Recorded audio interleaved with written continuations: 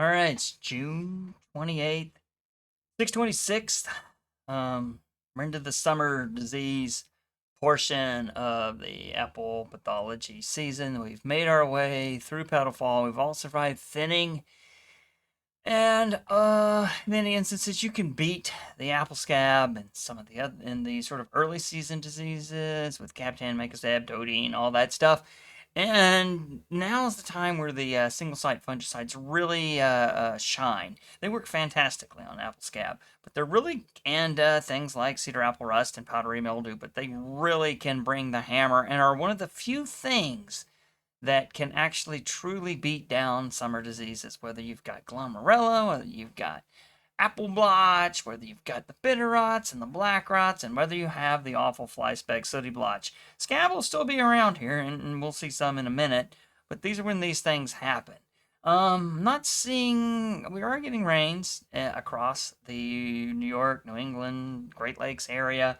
But it's not that bad. Things are starting to warm up, starting to get hot finally.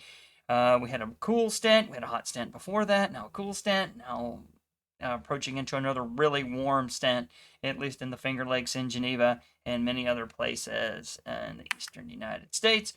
What do we recommend during this time? If I'm still at the 3 to 5th cover period, I think if we get a lot of rain, I'm not seeing inch and a half anywhere in the Great Lakes, New York, or New England areas, or 5 days of rain. I think we're good. We can not worry about these. But if they were to come up again, and I'd recommend them, this is where we do our single sites. I think we're in a period of like, okay, I can finally take a break, do some Captan, low rate with some phos acid to get a little bit of umph. If you need to spray, we'll talk about whether or not you need to spray momentarily. And if not, just gently use a liquid biopesticides, some really great products. All the liquid ones really mix and spray very well. Oso, Howler, and for our organics, we're not really seeing a heavy use period. You don't have to really push for some of the stronger or sort of biologicals, if you will, like Oso and Howler. Also really enjoying the Aviv these days. I'm still looking at a lot of the data, but I've seen some really good success with that. There's a lot of other really great products coming to market. Almost all of them are liquids. Makes it easy. I get great luck with all the Stargus Eco Swing Double Nickel. Yeah, fantastic luck. Double Nickel LC is an older one. People are less excited about it, but it doesn't work any less well than these other things. So go with the liquids if you're in the organic and the biological. So many good options. Many of them are starting to creep into the what's that thing called? Oh no, generally regarded as safe, the grass list, the food additives. Yep. Essential oil products, other sort of products that would be allowed in food, also very antimicrobial and can be very successful when formulated very well. So, what is our? We don't think we need an exhaustive disease forecast for the Independence Week, as I call it. I'm seeing the same scenarios in the Great Lakes, New York, and New England. It doesn't. I see these scenarios in all three regions. And the pictures that I'm showing of these types of things are always the worst case scenarios. It's going to be a lot less. We have hot weather, less rain, no cause for alarm if you've sprayed since 6/11. Or if you've not sprayed since 6/11, or if you're seeing apple scab, we'll talk about what to do. These are the types of things I see. We see a little bit creeping in into last week. We had this situation in Geneva, some on the 26th, some on the 27th, some rain. Not a lot of rain. It's not washing anything else. No cause for alarm there. Even if it extended a little bit into the 28th and into this morning somehow, and you got some rain or some leaf wetness, nothing to really worry about there. I see different places depending on where you are, Finger Lakes, Hudson Valley, up in the Lake Champlain area in Massachusetts. But all of these patterns are still throughout, and it really just depends on your location. But I don't see any problems. If you've sprayed after 6/11 and you've managed some of the more heavier events, you're fine. If you're seeing apple scab, that's another issue. What are some of the other patterns I'm seeing? So a more extended one, but in some cases where the leaf wetness is extended into forecast through the start of next week, the rain amount is always less. So you're not going to wash off all your Cap10 residue or all the other residues. Now, if you're in a situation where where you're getting about half an inch of rain or more, and you're organic, you think, okay, maybe I'll, what are the temperatures? If they're approaching into the 80s for the average for a couple of days or highs for a couple of days, it's going to burn out your scab. You don't need to recover. If you get about maybe an inch to half an inch of rain, you might need to reapply a biological. And you'll see if you start to see scab or the other things show up. And that brings us to our next case. I don't see any cause for alarm anywhere.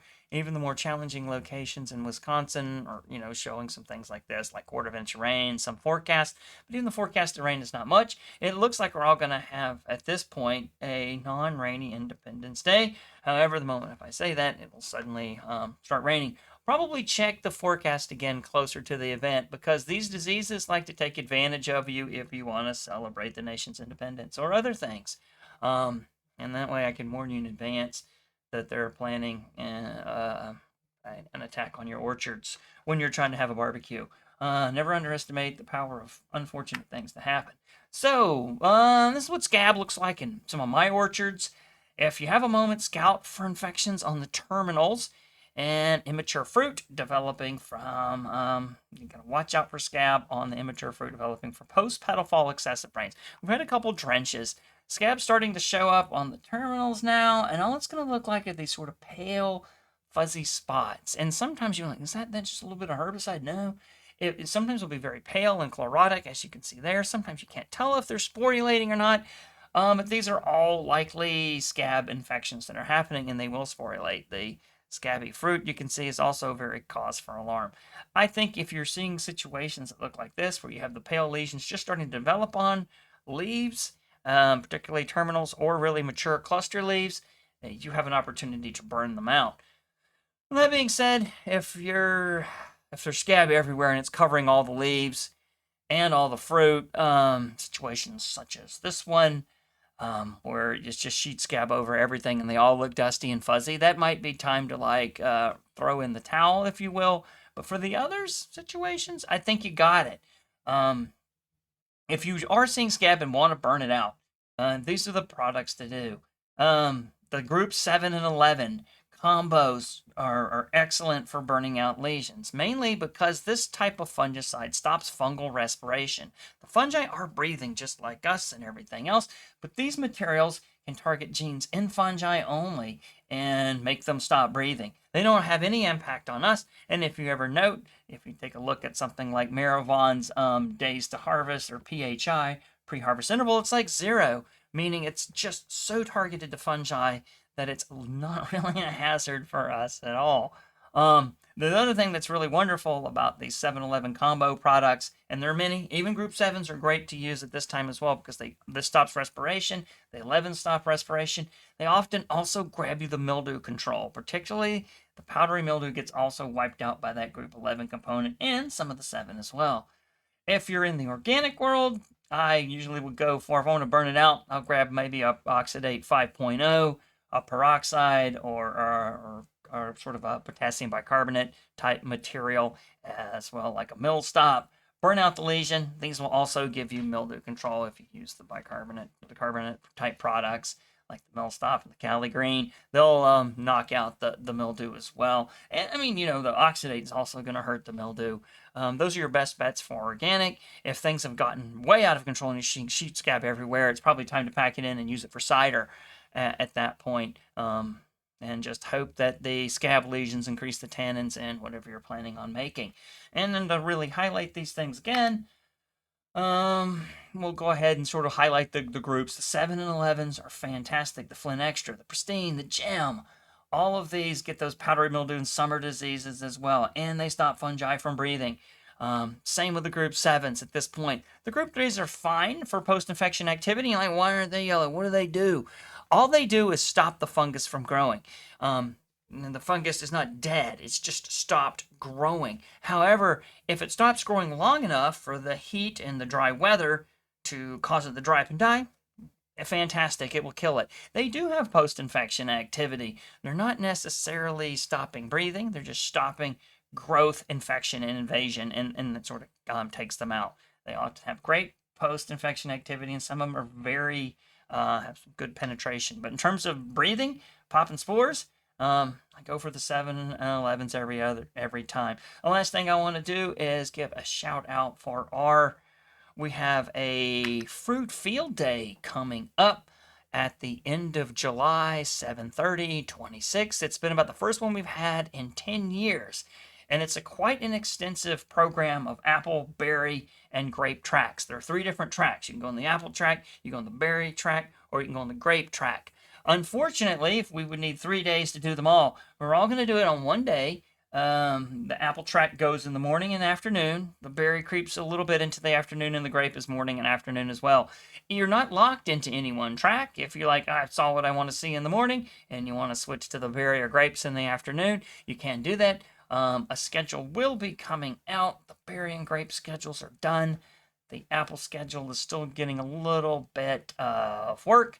I'll post the link in the description, and I suspect or hope that we can post the link to the event in our scaffolds, the notes for the episode. All right, and it's a $25 registration fee. It closes lunch, water stops, I believe, and New York DEC credits. It doesn't matter if you're from outside of New York. For everybody, go to the website and register. We got the Lake Ontario Fruit Team is working with the Lake Ontario Ag Consulting Group and Cornell to put this on. It's going to be at Cornell Agritech. We're going to click ahead over here and check the link. Going to try to zoom in a little bit more. Gives you some of the idea of the talks that are coming up. I'll be showing a lot of different things. Most looks like fire blight, managing diseases without Captain Mancozeb, and UV light. I got Lynn showing us electrical weeding and autonomous mowing type things. Excellent stuff. We've got IPM Trapping Network. Monique is showing beetles. Black stem borer. All kinds of excellent work from her students as well. I have a student showing berries. It's not listed here. You can check out the website and see different things. Bitter rot prediction models. Why would you not want to see this? Why would you not want to know about apple rootstocks? And it's not just pathology. It's going to be horticulture, apogee for bitter pit control, honeycrisp and bitter pit, everything. Summer hedging in apples. I'm hedging all my orchards because that makes the UV work a lot better. I do love a good summer hedged apple.